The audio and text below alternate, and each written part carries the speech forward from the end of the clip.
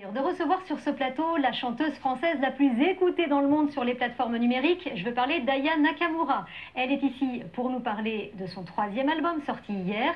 Un album tout simplement baptisé de son prénom, Aya, comme une invitation à l'intimité. C'est ce que nous confirment Xavier Gégère, Gabriel Aurillon et Céline D'Agostini. Des textes chantés par cœur par toute une génération. Oh, Dja, il n'y a pas moyen, Dja. Je peux te qu'attendre, Dja, on catchana baby, tu dettes ça, ouf.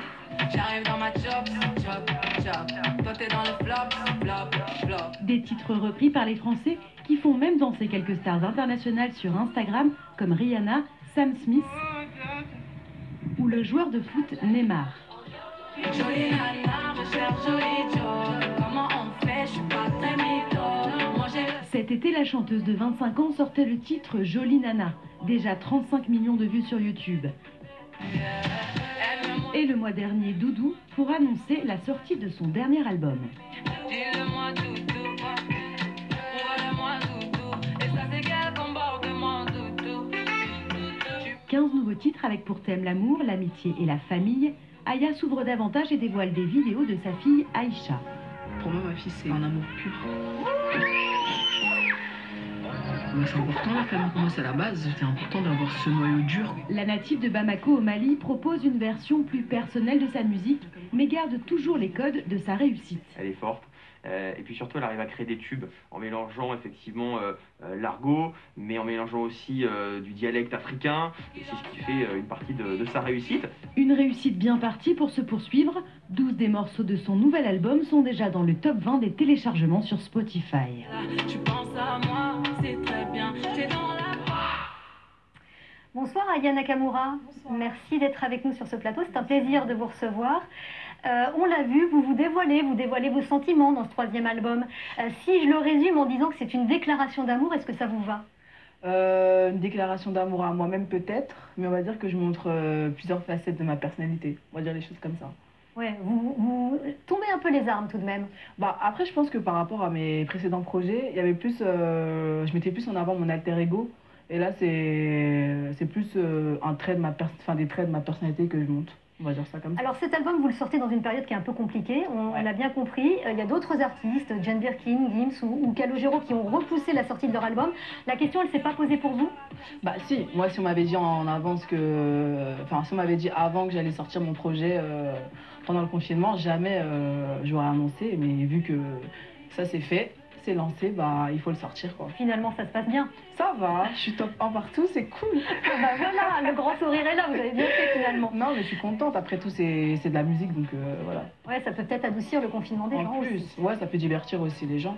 Alors votre précédent album, qui s'appelait Nakamura, c'était votre nom cette fois-ci, a été sacré disque de diamant en France, mais il est aussi disque d'or dans plusieurs pays du monde, 19 pays exactement. Est-ce que ça vous fait tourner la tête un pareil succès? Bah je pense que je m'en rends pas compte encore, parce que j'ai pas assez de... Non, j'ai pas assez de recul encore pour me dire que... Enfin moi je me considère pas comme encore une artiste internationale, je me considère juste comme une artiste... de 2020, tout simplement. Une artiste du temps présent. C'est ça. Et pourtant, alors je vais citer le New York Times, il a choisi un artiste par pays européen l'année dernière, et pour la France, eh ben, c'est vous qui avez été choisi par le New York Times, et vous étiez considéré comme l'un des plus importants événements musicalement et socialement, c'est ce qui était cité. Alors vous êtes une femme jeune, 25 ans, de couleur, née à Bamako, ayant grandi en Seine-Saint-Denis. Est-ce que votre réussite, c'est un exemple pour toute une génération de jeunes filles qui vous suivent? Toute une génération de jeunes filles qui me ressemblent? Peut-être. Non, parce que vous avez dit noir. Donc, je me dis J'ai dit de couleur, oui. Oui, de couleur. Donc, pour les minorités ou autres en général, ça peut être un plus. Hein. Moi, je sais que mon public, il est large. Ça va de toute origine, tout âge. Donc, oui, c'est un plus. Après, si je peux apporter de la confiance en soi, une manière de réfléchir, etc., moi, j'en suis contente. Justement, est-ce qu'il y a des combats qui vous tiennent à cœur? Par exemple, le fait d'être une femme qui réussit dans ce milieu musical où il y a beaucoup d'hommes qui s'imposent. C'est un milieu d'hommes. Bah c'est un milieu d'hommes, ouais. Est-ce que...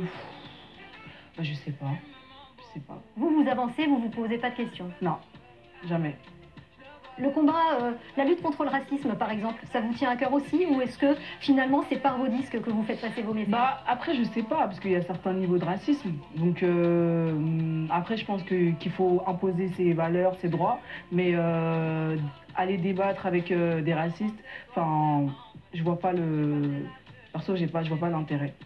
En tout cas, j'ai bien écouté votre album. Je l'ai en tête d'ailleurs, hein, c'est ce que je vous disais, ça reste c'est quand même unique. Et dans la chanson Bif, vous insistez sur votre indépendance, sur votre force. On va écouter un petit extrait. Je fais mon bif et je me débrouille toute seule. Ce que j'ai, je l'ai gagné toute seule. C'est violent, peux-tu assumer tout Ce que j'ai gagné, je l'ai gagné toute seule. Ça vous correspond totalement? Ouais, c'est moi qui ai écrit les paroles. Dans cette musique, je parle à un mec et je lui dis que s'il n'a pas les épaules pour pouvoir être avec moi, bah ça va pas pouvoir être possible qu'on soit ensemble ou autre, parce que je pars du principe où quand on a un certain style de vie, il faut que celle de monsieur soit adaptée aussi. Il y a un homme qui a les épaules pour être avec vous en ce moment? Peut-être. J'ai cru comprendre que oui, vous avez un peu officialisé une relation, non? Ah bon? Où ça? Sur Instagram? Ah ouais, d'accord. Je sais pas, peut-être. Bon, allez, on n'ira pas plus loin sur ce sujet. En tout cas, Non. votre succès, il est immense. Est-ce que ça a changé votre vie quotidienne? On parlait tout à l'heure dans le sujet de votre fille. Est-ce que, par exemple, vous pouvez continuer à l'accompagner à l'école sans être interpellé par des fans? Non. Après, ce qui est de l'école par rapport à ma fille, c'est très... c'est normal en fait. Je vais déposer ma fille, avec les parents on discute et je pense que c'est pour le bien des enfants. Donc non, Mais quand même, il n'y a pas de problème. Non, aucun. Vous êtes une mère comme une autre quand bien sûr, j'ai dans les moments de la vie quotidienne? Non, aucun. Bon là c'est un peu plus dur parce que je suis en promotion donc je la vois un peu moins. Mais sinon dans la vie de tous les jours, non, aucun. Bon alors grâce à vous, on découvre des mots. Hein. Surtout une certaine génération comme la mienne par exemple. Ouais. Avec le précédent album, on avait découvert Pouki. Pouki. Allez, chanter un petit bout de Pouki. Non, bla bla bla bla Pouki. Ben voilà, c'est génial. Ferme la porte à la Pouki dans le sas. Très bien. Et cette fois-ci, j'ai découvert Chop. Ouais. Écoutez. J'arrive dans ma chop, chop, chop. Toi t'es dans le flop, flop, flop. J'arrive dans ma Chop, c'est voiture. Ben voilà, j'allais vous poser la question, c'est Il quoi y a Chop, Gova. Ah, c'est quoi Gova? Bah voiture. Ah, tout pareil. Mais synonyme quoi. Ouais, c'est ça. Okay. Mais c'est de l'argot.